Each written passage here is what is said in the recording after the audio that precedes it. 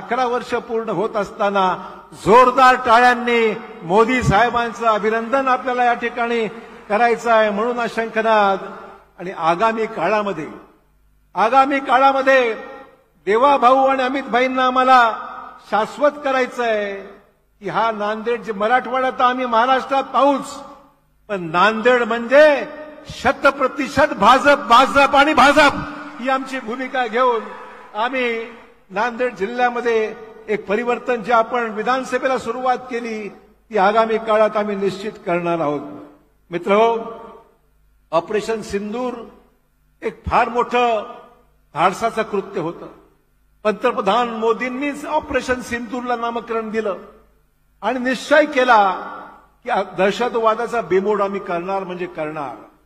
अमित भाईंचं अभिनंदन करतो की त्यांनी नक्षलवादांचं उच्चाटन करण्याचा निर्णय घेतला आणि धाडसी पाऊल टाकून महाराष्ट्राच्या सीमेलगत महाराष्ट्र आहे, छत्तीसगड आहे, मध्य प्रदेश आहे, ज्या ठिकाणी नक्षलवाद त्या ठिकाणी फोपावला, महाराष्ट्राच्या सीमेवरही फोपावला, त्या ठिकाणी त्याचा बिमोड केला आणि दाखवून दिलं की गांभीर्याने गृहमंत्री कशा पद्धतीने काम करू शकतो हे त्यांनी दाखवून दिलेलं आहे. आणि मित्रहो, अतिशय महत्वाची बाब, पुण्यश्लोक अहिल्याबाई होळकर, पुण्यश्लोक अहिल्यादेवी होळकर यांची 300वी जयंती संपूर्ण देशामध्ये भाजपाच्या वतीने तमाम नागरिकांच्या वतीने जोरदारपणे या ठिकाणी आम्ही त्यांचं सेलिब्रेशन करणार आहोत.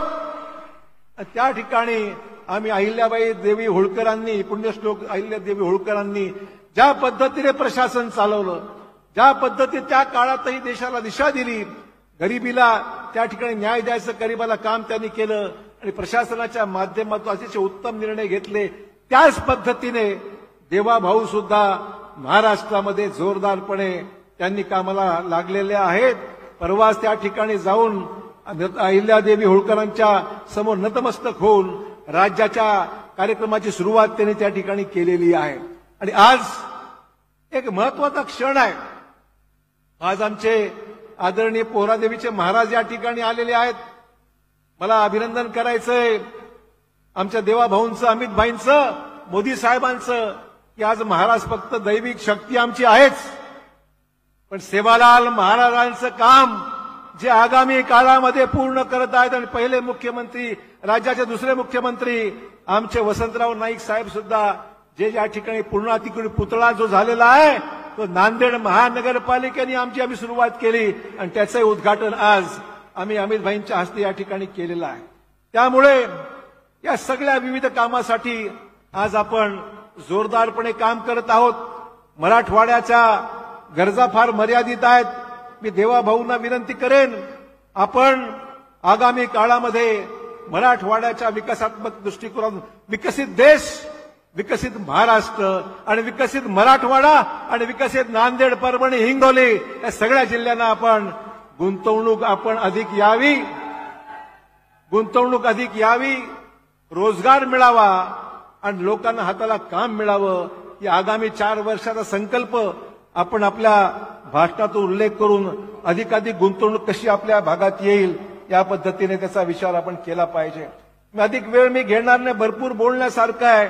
सिंचन आहे, शेती आहे, आरोग्य आहे, रेल्वेचा मोठा प्रश्न आहे. नांदेड आम्ही फार काही जास्त मागत नाही. नांदेड बिदर, नांदेड रेल्वे, नांदेड लातूर आमची बुलेट ट्रेन जर आगामी काळात येऊ शकली तर आम्हाला आनंद होईल.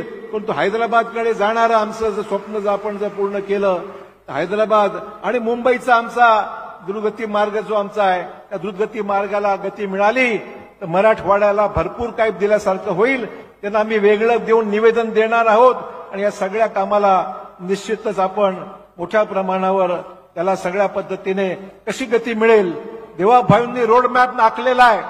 तो रोडमॅप विकासाचा रोडमॅप आहे, महाराष्ट्राचा आहेच, पण महाराष्ट्रातल्या अविकसित भागाला न्याय देण्याचं काम आपलं सरकार, राज्यातलं महायुतीचं सरकार आपण करत आहोत. मला मुद्दाम सांगितलं पाहिजे. आणि मी सन्मान्य अमित भाईंना आणि देवाभाऊंना, बावनकुळेजींना, रवी चव्हाणांना आश्वासित करतो की नांदेडमध्ये आगामी स्थानिक स्वराज्य संस्थांच्या निवडणुकीमध्ये भाजपा हा सर्वात मोठा पक्ष म्हणून राहणार आहे हे मला मुद्दाम या ठिकाणी सांगायचं आहे. अधिक वेळ मी घेत नाही. मला सांगायला आनंद आहे की आज 26 मेला भारतीय जनता पक्षाच्या आपल्या सरकारच्या माध्यमातून मला सांगायचं आहे की आपली अर्थव्यवस्था, भारताची अर्थव्यवस्था कालच जपानच्या पुढे जाऊन 4थ्या नंबरला भारत आलेला आहे. हे मोदीजींच्या कामाने दाखवून दिलंय. आपली अर्थव्यवस्था 4थ्या नंबरला आज, 5व्या नंबरला आपण होतो. जपान आपल्या पुढे होतं. जपानला मागे टाकून भारत आपल्या 4थ्या क्रमांकावर आपली अर्थव्यवस्था आलेली आहे. थोडक्यात त्याचा विषय यासाठी सांगतोय की मोदीजींचा जो आहे सबका साथ, सबका विकास, सबका विश्वास ही भूमिका आदरणीय मोदी साहेबांनी प्रत्यक्षात अंमलात आणली आणि देशाची अर्थव्यवस्था आज 5व्याहून 4 नंबरला आलेली आहे. पण अधिक वेळ मी घेत नाही. अनेकांची भाषणं ऐकायची असल्यामुळे अधिक वेळ न घेता मी गृहमंत्री साहेबांचं, अमित भाईंचं नांदेड जिल्ह्यामध्ये निवडणुकीनंतर पहिल्यांदा आले. देवाभाऊ मुख्यमंत्री झाल्यानंतर पहिल्यांदा आले. खरी जी आखणी केली त्या निवडणुकीचं यशाच्या मागे जी व्यूहरचना कोणी रचली असेल पंतप्रधान आणि अमित भाईंच्या माध्यमातून, ती त्याचा खऱ्या अर्थाने अंमलबजावणी देवेंद्र देवाभाऊंनी केली. नंतर आमचे बावनकुळेजी आणि रवी चव्हाणांनी लक्ष घातलं आणि संपूर्ण आपल्या महाराष्ट्रामध्ये भाजपमय महाराष्ट्र झालेला आहे.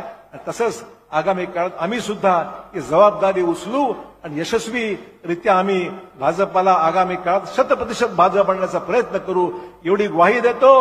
जय हिंद, जय महाराष्ट्र, जय भारत.